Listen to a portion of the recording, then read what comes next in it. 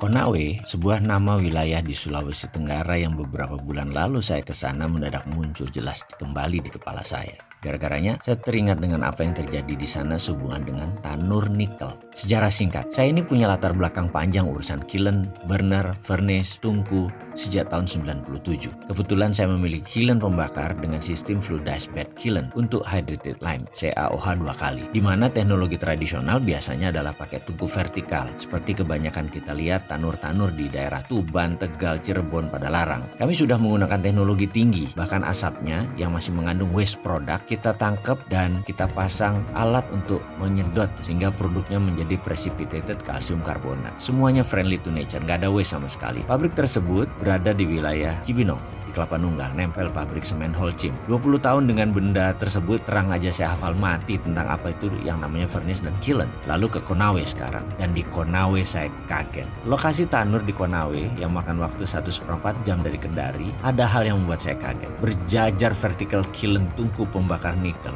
atau nickel smelter. Ada kali 50-an. Tingginya rata-rata mungkin 18 meter. Tinggi sekali. Asli saya kaget. Pertanyaan saya, mengapa pakai tanur furnace vertikal ya? Ini kan barang teknologi lama. Apa mungkin karena murah? Atau karena cepat pengerjaannya? Atau karena low teknologi? Walaupun merusak lingkungan, gampang ngontrolnya. PLC, programmable logic controlnya kan sederhana. Semuanya panel. Tidak perlu komputer IT yang canggih. Itu dugaan saya sebelum saya masuk ke dalam lokasi pabrik tersebut. Saya akhirnya masuk ke dalam. Pertama saya melihat struktur besi terpasang di sana dan tungkunya. Saya menatap tajam semua struktur dan mulai Jawa Timuran saya keluar. Ancuk rek, makian saya keluar dalam hati nih ya. Bawaan saya waktu itu mau perang aja. Rasanya wis arep tak tantang carok iki sing duwe. Asli gondong pol, saya bilang gitu. Asli saya ngamuk walaupun dalam hati. Bener deh. Kalau ada celurit saya tak tantang iku orang asing sing wet dan tenan itu. Tapi saya masih tahan. Lalu saya berkunjung ke ruangan PLC room. Ya kelihatannya bagus dan baru, tapi saya tahu semua ini bungkusan tok. Ini barang bekas. Tahu kenapa saya gerendeng? Ini namanya ekspor debt atau mengekspor hutang, atau Indonesia mengimpor hutang. Di sono negara yang kita ambil, mereka yang mengekspor hutang.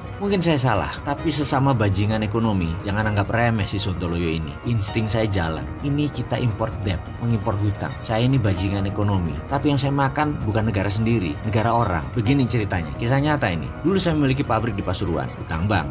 Di tahun kelima, hutang belum lunas, kita pindahkan pabrik tadi ke Malaysia dengan mitra Malaysia. Kita buat hutang baru, mesin kita hitung baru, padahal relokasi. Hutang tadi buat lunasi hutang yang di Indonesia. Lalu yang di Malaysia, mitra saya tadi menanggung 100% beban hutang proyek baru tadi. Barang bekas disulap menjadi bernilai 100% barang baru, hutang baru. Saya untung 2 kali lipat. Dari proyek pertama sudah untung, tambah sekarang untungnya 2 kali lipat. Lalu dana segar masuk ya buat melunasi hutang. Dengan skenario baru, mitra saya di Malaysia menanggung semuanya tanpa modal, tapi dia kita pura-pura baik kasih aset tersebut. Kita minta minoritas saham aja hanya 20%, padahal barang bekas. Bagaimana? Sudah mulai paham apa itu export debt. Jadi begitulah kami para bajingan ekonomi ngerjain Malaysia. Barang bekas nilai baru, hutang di Indonesia diekspor ke Malaysia. Kembali ke Konawe. Kita tahu ada negara yang pandai memberi hutangan kan? Pinjamkan 10 billion dolar ke negara lain, lalu di tahun kelima pindahkan barang tersebut ke Indonesia. Lalu Indonesia hutang baru full 10 billion. Bayangin, padahal barang itu mungkin nilainya tinggal 20%. Tetapi Indonesia biar tergiur, proyek itu terkesan biayanya 100% dibiayai oleh mereka. Baik banget kan mereka, nilainya 10 billion, udah Indonesia nggak keluar duit, pokoknya 100% tak biayai. Nah kan geblek orang barang bekas, itu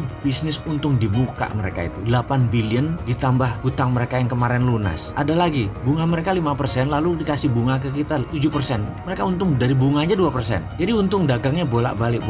Lah kan saya anco-ancoin itu proyek, digeblek-geblekin pejabat yang masukin investasi ini. Yang katanya memasukkan investasi billion dolar ke Sulawesi Tenggara. Gak ada tunainya, yang ada mesin dinaikkan 5 kali lipat, kita sudah nanggung 100% hutang, blek barang itu ditaruh. Kan yang nanggung Indonesia. Ancuk tenan lah. Saya tuh udah tensi saya tinggi kalau udah kayak gini. Tangan saya ngepal berapa kali dan dalam hati ngamuk gemuruh emosi. Saya melihat tumpukan limbah B3 di mana-mana, sisa pembakaran nikel, udara sesak, debu pabrik. Lalu di mana untungnya buat masyarakat Indonesia, Le? Lalu yang mengantar saya berkata, "Bapak mau sekalian ke Morowali nggak, Pak? Hanya 5 jam kira-kira dari posisi sekarang." Saya menatap dia dan bertanya, "Berapa banyak tanur di sana?" Dijawab olehnya, "Ya lebih banyak, Pak, dari Konawe." Saya diem, cuman komentar, "Anjrit." Hanya itu aja yang keluar dari lidah saya. Walah Gusti, mudah-mudahan ini saya salah data. Maafkan kalau saya salah, nggih.